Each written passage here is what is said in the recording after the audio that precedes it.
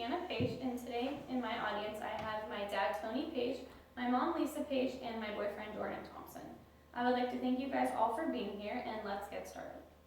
So the topic of my informative speech is the origins of dance, and I'm going to be informing you guys about the true meaning behind dance and the many different styles and influential individuals involved in dance. So let's start off by talking about what dance truly is. Many people just see dance as movements syncopated to sound, but being a dancer, I see dance as more than that. I see dance as a way of expressing oneself through movements and also as a getaway from stress. I know that whenever I'm dancing, anything negative that happened or any type of stress that occurred throughout the day, I know that it's still there, but while dancing, I'm able to erase that and just think of happy thoughts. So being that dance is really something other than just movements, there are many reasons why we dance. One of the reasons is for cultural rituals. Back in the day, many cultures and ethnicities would use dancing to honor God and also to grieve. According to historyworld.net, in most ancient civilizations, dancing before the god is an important element in temple ritual. They also stated that at Egyptian funerals, women dance to express the grief of the mourners. Some other reasons that we dance is to better oneself. Obviously, dancing allows us to get a lot of exercise, and like stated before, it allows us to relieve stress, and mainly it just allows us to feel good about oneself. It gives us more self-confidence, and just all around betters us as a person. And the main and most obvious reason to dancing is for obviously pure entertainment. That involves the entertainment of others and also the entertainment of oneself. So next we are going to be talking about the different styles of dance. Some different styles may include the Irish step dancing, country western dancing, the Spanish flamenco dancing, and many others.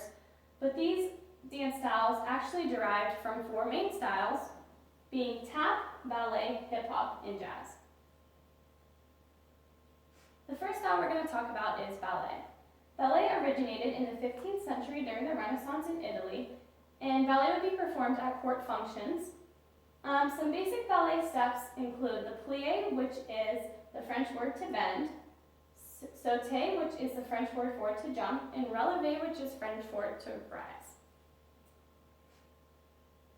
The next style we're going to talk about is jazz, which is the most used and most well known today. Jazz was originated in the late 1800s. According to dance company director Tamara Warta, jazz dance is often created as an American creation. However, its actuality, it's originated from African American vernacular dance that came about during the late 1800s.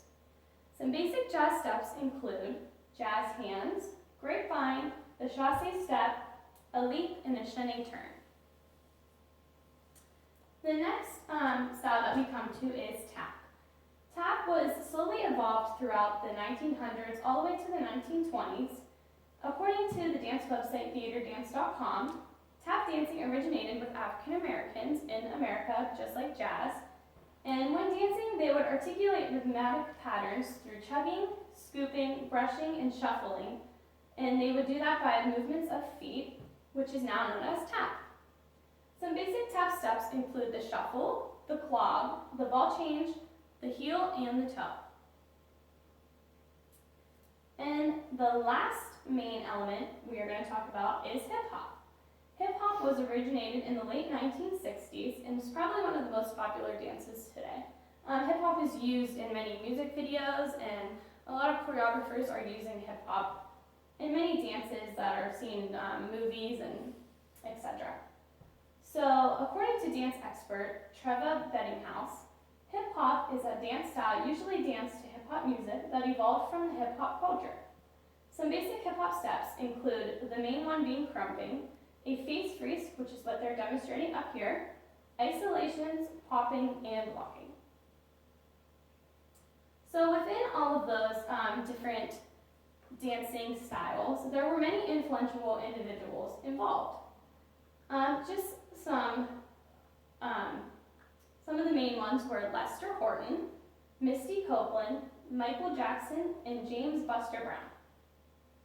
So first we're going to talk about Lester Horton. Lester Horton is a true jazz icon, and he is very well known for his jazz steps, and he's also very well known for choreographing different dances for very famous movies, one of which being The Phantom of the Opera. Lester also had his own dance company called Lester Horton Dance Company, and this company is one of the most famous dance companies in LA today. The next person we're going to talk about is James Buster Brown. James Buster Brown was a very influential American tap icon.